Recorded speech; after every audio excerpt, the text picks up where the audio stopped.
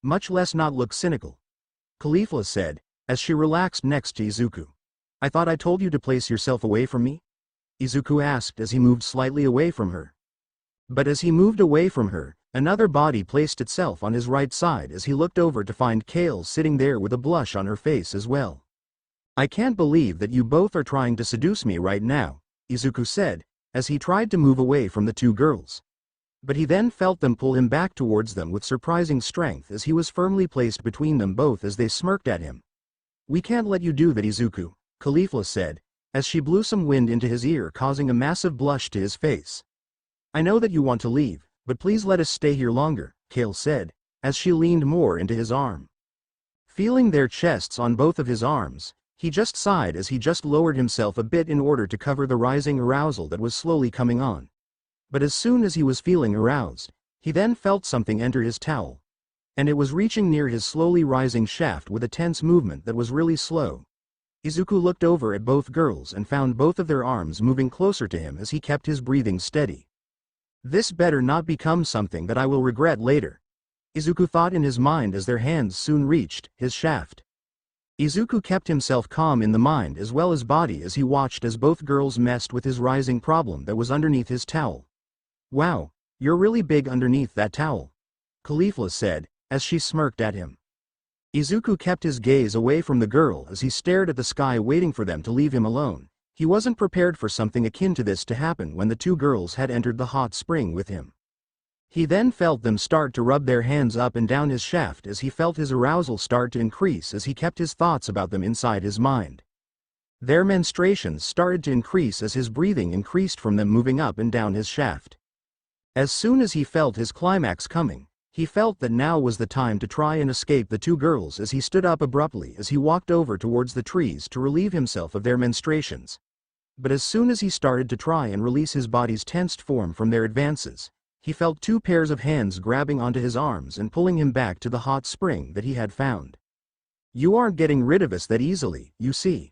We are a bit hung up like you are. And you are kind of cute. How about it, Kale? Want to make this guy take our V-cards? Caulifla asked, as Kale looked at Izuku's more than shocked expression before nodding. It would be like having a relationship with someone else that isn't you, sister. Kale said, as all hope for Izuku in his mind was lost. As he was pulled back into the waters, he felt them continue to do their admittedly soft and fast strokes of his shaft in order to bring him back up to climax once more. Within the hour of them all being in the springs, it had devolved from being them giving him some pleasure, to him pleasuring them both at the same time. He felt his own arousal taking control over his motor functions as he could only hope that he doesn't get them pregnant in his seemingly drunken stupor.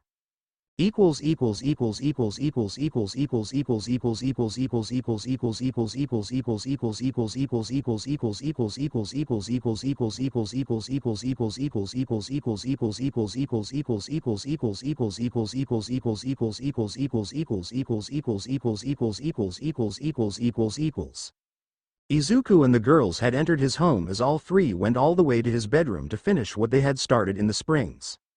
Pushing Izuku onto his bed, he watched as the two girls were straddling each side of his body as they rubbed their clits on his legs. Izuku felt his arousal hit its peak as his body tried to force himself to stand up and pleasure them more than when he did at the hot springs. As soon as he made the attempt to stand up again, both girls softly pushed him back down as they both smiled at him. This is pleasure for everyone, we are about to hit the main course anyway. Caulifla said, huskily breathing on his neck. Just let us do all the work, you did enough at the hot spring. Kale said, on the other side in the same manner. As soon as Izuku thought about what they were planning on doing, he felt something really hot as well as tight grabbing hold of his shaft. Releasing a big breath, Izuku looked down only to find that Caulifla had impaled her body with his shaft as she had a big smile looking at him. This is the biggest cock that I've ever felt inside of me, Caulifla called out moaning as Kale moved her rear over Izuku's face. You can make me feel good, until Caulifla is done with your cock, Kale said, as Izuku dumbly nodded as Kale lowered herself over his face. As soon as Izuku let out a breath into her clit, she moaned out softly as Izuku pushed his tongue deep into her folds as she started to rub herself over his face as well. Caulifla on the other hand was having the time of her life on Izuku's rod as she bounced as well as rubbed herself over it.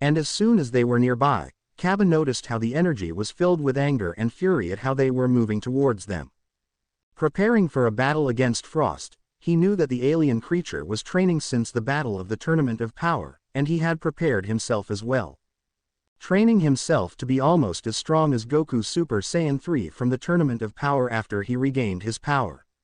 As soon as he was clashing with Frost in the air, as the alien had attacked him in his final form, someone landed in the battlefield. Frost looked over and saw someone from the Tournament of Power glaring harshly at him with a fury that was not misplaced. "Who are you? From what I remember you were in Universe 7's team from the tournament," Frost said, as the person glared at him with fury. "Kaba, get your forces away from this area. I am going to make sure that Frost doesn't come back here ever again," the man said, as Frost laughed. "If you really think that you can defeat me, then you are sorely mistaken," the alien creature said, as he powered up to a new form he didn't have in the tournament. "Wow, golden like Frieza was. Did you even make sure that you kept the stamina problem of that power-up in check?" Izuku asked, as Frost stared at him in confusion. "You know about this form?" he asked, confused. "Of course, I should be. I was the one who fought Frieza when he came to Earth before the Tournament of Power when he used that form. And even then, he only trained for 4 months in order to attain that power. He forgot to take care of one problem though," Izuku said, pausing in his sentence to disappear from view. As soon as a wind blasted behind Frost, the alien had started to tremble in fear as the familiar man was right behind him as he was looking off into the distance. "You will probably not escape the planet, mainly because of the fact that I am pissed. Your men had come to my house, destroyed my said house, before I returned from making my fence for my home, only for me to find them laughing about my destroyed home.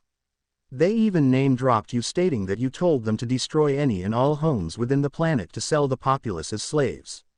I do not take kindly to people who enslave other races, even if it's for revenge," Izuku said, as he punched Frost in the face, sending him flying back into a rock face. Izuku then transformed into his emerald form from the Tournament of Power as he flew towards Frost's position. "Your time is up for this universe, Frost. I will make sure that you aren't brought back from the dead," Izuku screamed out as he started to fight the pirate leader. Frost started to fly towards Izuku as they clashed in the high atmosphere as they disappeared and reappeared in different locations of the sky, clashing with one another. Kaba on the ground looked at the forces of Frost as they were being defeated quite easily by his special forces. Smiling to himself, he watched as Frost got manhandled by Izuku as he brought out the proverbial popcorn and enjoyed the view. Note to self, make sure to not piss him off, he muttered to himself as he enjoyed the view of Frost getting his ass kicked. After the defeat of Frost as well as his demise at the hands of Izuku, the young man had returned back to his hidden home within the planet Sadala forest. He rebuilt his house within the hours of the day since it was broken down from the ground up, and all he really needed to do was just replace everything with what he already collected. Once he had finished the rebuilding process, he focused on training himself even more than he had originally. He wanted to be absolutely sure that this forest could become his new home as he prepared himself mentally for whatever could come for him in the future. He was getting more and more visitors from the Sadala police force as they looked to him for some training of their own in order to gain enough power to protect their planet without his interference. The young man was happy to train them all with the skills he had learned from Universe 7 as he trained each and every warrior in his off time whenever he moved about the forest. It literally got to the point of which the children of the people he trained asked to be trained like he was, as he couldn't say no to them. He felt like he was becoming an unofficial trainer to those who couldn't fight, but he couldn't also help but feel happier when he allowed others to learn from him in fighting. He wasn't the best, but that didn't mean that his skills and wisdom about fighting weren't sought out. He was in the middle of training a very particularly rowdy child as they wanted nothing more than to relax for the day and be lazy. Izuku had decided to show the child that if he wishes to train under him, he will not be lazy, so he used his skills as both a hero as well as a Saiyan to show the boy some manners. He chased the child across the entire training zone as he made his face look more demonic through painting his face earlier on that day. Through this training, Izuku would instill a fear of the boy becoming complacent when he couldn't defeat Izuku, who was wearing paint on his face.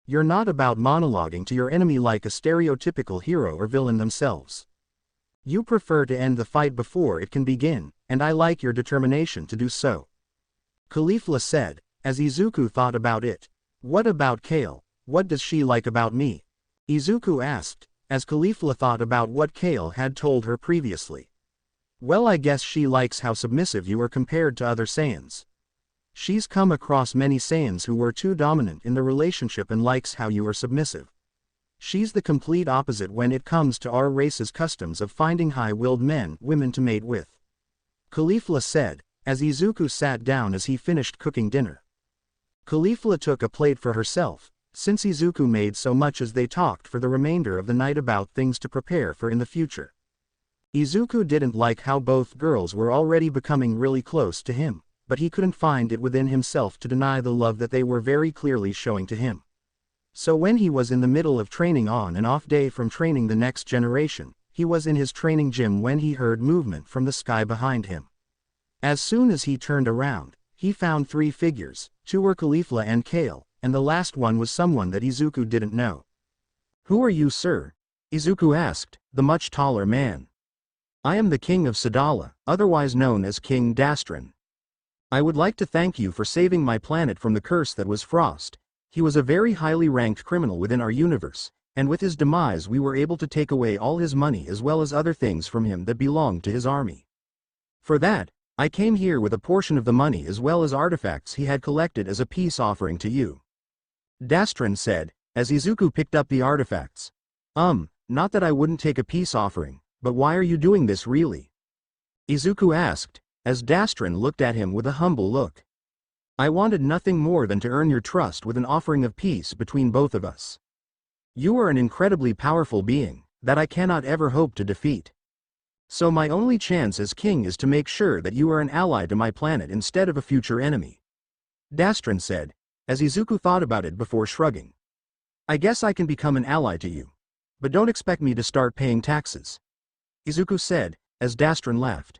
Don't worry, young man, nobody pays taxes here, we just live life to the fullest. The king said, before taking off, leaving the trio alone near Izuku's house. Well, are you just going to stand there and continue giving us some eye candy, or are you going to do something about us? Caulifla asked, as Izuku looked at both girls. He noticed that they were not wearing anything over their bikinis that they were wearing. Sure. Come on. Izuku said, as he blushed from how well the bikinis suited both girls. Izuku was in his kitchen as the vestiges were conversing in the realm of one for all about their future endeavors. The young man had been making some food for himself since he wanted to go out on an adventure within the universe. At least to make sure that Sadala doesn't have any potential threats that could cause harm to the planet itself in the future. As the young man finished getting his breakfast ready, he heard a knock at the front door of his home within the Sadala forest and walked to the door with a deadpan expression on his face. Opening the door, he was met with Caulifla and Kale, as one was showing a smile, and the other was sweat dropping. What can I do for you two today, Caulifla? Izuku asked, with a deadpan expression.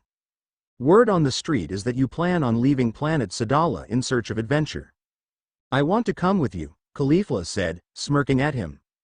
I would rather you not come with me, Izuku bluntly said, slamming the door in her face. Sitting down at his table, he started to eat his breakfast when the door slammed open as Caulifla and Kale entered, the second girl closing the door softly. What the hell? When a girl says that they want to go out on an adventure with you, you don't just slam the door in their face after saying no. Caulifla complained. I can and I did. Do you have any idea how much high maintenance you were within this place? Izuku asked, exasperatedly. What in the hell are you talking about, you damn broccoli? Caulifla called out, growling. What I mean, Caulifla. You are too much of a distraction for me if we were to go out on an adventure in the universe, Izuku said. Caulifla stared at Izuku for a moment before growling audibly and reaching over the table and grabbing his shirt by the collar and glaring in his eyes. You will be bringing me and Kale with you on this trip around the universe, whether you like it or not. Or else. Caulifla said, as Izuku smirked at her. Or else what? You going to have sex with me again? Izuku questioned as the girl blushed slightly. No. I will fight you in order to join you on this journey around the universe. If I win, you will allow me and Kale to join your adventures.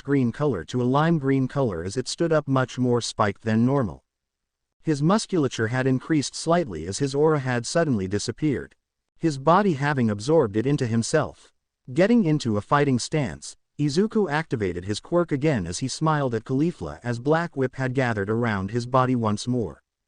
Surprisingly this time, instead of sending it out towards Caulifla, Izuku had fused the quirk into his body as well as skin as he turned his Super Saiyan transformation into a Black Whip Super Saiyan form. As soon as his new look was shown to Caulifla and Kale, the two watched as Izuku's look went from a normal and calm Super Saiyan form to looking slightly berserk. His face was covered with a small black mask covering his lower mouth as well as his cheeks and moved around his eyes. There were strands of black whip covering the bicep and triceps of the boy's arms and the black whips covered his legs giving him an animalistic look. He then launched towards Caulifla as the woman flew towards him at full power, knowing to not take him lightly. Clashing in the middle of the room once more, Caulifla growled as the two moved about the place sending well-timed punches and kicks towards one another. Izuku sent a kick that had caught Caulifla off guard since he hadn't used it earlier as he swept her feet out from under her and then sent a kick towards her abdomen, which in turn sent her ragdolling down the void area. Standing back up, she was grabbed again by the black whips as she stared at Izuku as he flew towards her at high speeds. Breaking free of the whips, she flew towards Izuku as well as they threw their punches at one another creating a new shockwave stronger than the previous ones. As soon as Izuku increased his speed slightly, Caulifla couldn't keep up anymore as Izuku disappeared around her guard and sent her flying through the air and appearing where she was flung to and sending her elsewhere. It all ended when Izuku appeared above her and did a double sledgehammer strike on her stomach sending her straight to the floor. D-damn, how are you this strong? Why you didn't even transform into S Super Saiyan 2? Caulifla struggled out, as Kale gave a small water bottle to her. Thanks Kale, the girl said, as she drank some water. That was a good fight, but you are just throwing your punches and hoping that they strike. You're a street brawler, and you are predictable in a fight. Izuku said, as Kale stared at him. We were taught to fight like that since we were very young. Kale said, slightly glaring at Izuku. Which is why I am the one breaking apart your fighting styles. If I was a villain, I would have transformed into my most powerful form and killed you both without hesitation. Izuku said, as Kale glared at him harder. What do we need to do in order to make up for that? Caulifla asked, as Izuku looked at her now. Well, you need to learn some form of martial arts. I learned what I know from Gohan and Piccolo from Universe 7 when I appeared in their universe one day. Izuku said, as he thought back to when he first appeared in Universe 7. Wait, how did you appear in Universe 7? I thought you were a member of their team. Caulifla asked, as Izuku smiled at her. Well, I never was a part of their universe in the first place, I come from a different timeline of Universe 6. Izuku said, as Caulifla looked at him weirdly. Planet Earth, before it destroyed itself in this timeline. It had somehow gained the ability to have its inhabitants to wield abilities that were once thought. Supernatural, Izuku said, as Kale and Caulifla listened in on the story. When I was first born, around 80% of the human population of Earth had abilities that we called quirks. But before that, around 200 years before that, there was nobody who had those abilities that I have currently. Izuku said, activating one for all feeling its warmth throughout his body. So were you born with one for all? Kale asked, as Izuku shook his head. Without one for all, I would be quirkless, Izuku said, as Caulifla stared at him in wonder. What happened to get that quirk? She asked, as Izuku looked at the sky. Well, I had decided to recklessly enter a villain fight when I noticed someone who used to be a bully to me about to die. And since the heroes who were there at the time, that's a job by the way, weren't doing anything to help. I ran in to save who I thought at the time was a close friend. I threw my backpack at the villain who held him in his grasp and one of my notebooks inside had hit the villain's eyes. It allowed me enough time to move some of the slime off of the hostages' face so that they could get a much-needed breath of air. Izuku said, as Caulifla gave a hurry-up gesture. Earlier that day, I had been told that I couldn't become a hero without a quirk. It was the one thing, when I was younger growing up, that I had wanted to do, and be acknowledged to be able to do. But nobody even believed that I could do it. It got to the point where I myself didn't believe in my own ability to do it as well and I never trained my body for it. But I did train my brain for it, Izuku said, as he thought about the meeting with All Might. So, are you going to get to the point? Caulifla asked, as Kale smacked Caulifla's head. Ow, what the hell, Kale? Caulifla growled out, as Kale glared at her. Let him finish, sister, Kale said, as Caulifla grumbled to herself. It wasn't until later that very evening that I met with the man who had broken down my dreams harshly. And he made sure to tell me that I could become a hero. And it was then that he offered me his power, the power that I wield now. When I first heard him tell me that he could pass on his power to someone else.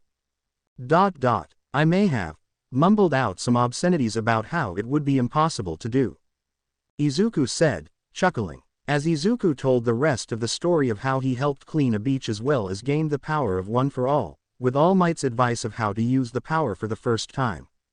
The girls had laughed at that last part, and he told the two about everything that had happened to where he appeared in Universe 7. While those bitches better be glad that you don't wish to seek revenge, I know that I would personally head to that planet in order to blow it up for being such assholes to me. Caulifla said, as Kale patted Izuku's arm. Looking at the girl, she had rubbed her arm for a moment before giving him a small hug. It was quick and small, but Izuku appreciated it. I am sorry for what you had to go through up until arriving in our sister universe. Kale said, as Izuku patted the girl's head. It's fine, I got to meet my new masters through my class betraying me. Not to mention that I got to meet you both through my choices leading up to now, so I got to say that I lucked out on this. Izuku said, as Kale and Caulifla blushed slightly. Standing up from the ground, Izuku, Caulifla and Kale had walked out of the training area as they were now walking towards his home. If you all want, you can sleep on my bed tonight. I would like to sleep on the couch anyway, Izuku said, sitting on the couch. As the two girls retreated to his bedroom and closed the door, Izuku pulled out a communicator with the Sadala Defense Force. This is Kaba, what can I do for you? The familiar voice of Kaba asked. Kaba, do you think you can get me a spaceship that can traverse the entirety of Universe 6 and some money to pay for my trip? Izuku asked, as Kaba sat up in his office. What do you need that for? Kaba questioned, confused. I want to go out on an adventure within Universe 6 and find out if there is anything I need to be worried about out there. You never know when there might be a new opponent who comes for planet Sadala. Izuku said, as Kaba gave a grunt of confirmation. Well, we have a Destructor-class spaceship that is being called in for reconstruction. Do you want to repurpose that as a personal ship to move about the universe? Kaba asked, as Izuku gave a gruff affirmation. Well then, we will have it prepared for you within 2 weeks. It's undergoing maintenance at the moment, Kaba said, as Izuku thanked him for his assistance. Not a problem, Izuku. Always glad to help, Kaba said, before ending the call. Once Izuku laid back on the couch, he never noticed two girls looking down at him from behind the couch with arms reaching out for him.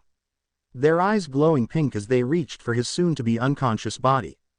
The next morning, Izuku, Caulifla and Kale had entered the massive ship that was provided by Kaba as well as the king. They were preparing for their journey when someone came up to them outside of the ship. Hey Izuku, I wanted to see you guys off. Kaba's voice came out from below. Izuku poked his head out of the ship before jumping down to the young Saiyan warrior. What's up? Izuku asked, as soon as he touched down. Just wanted to say thanks for what you did against Frost. Where will you be exploring within the universe?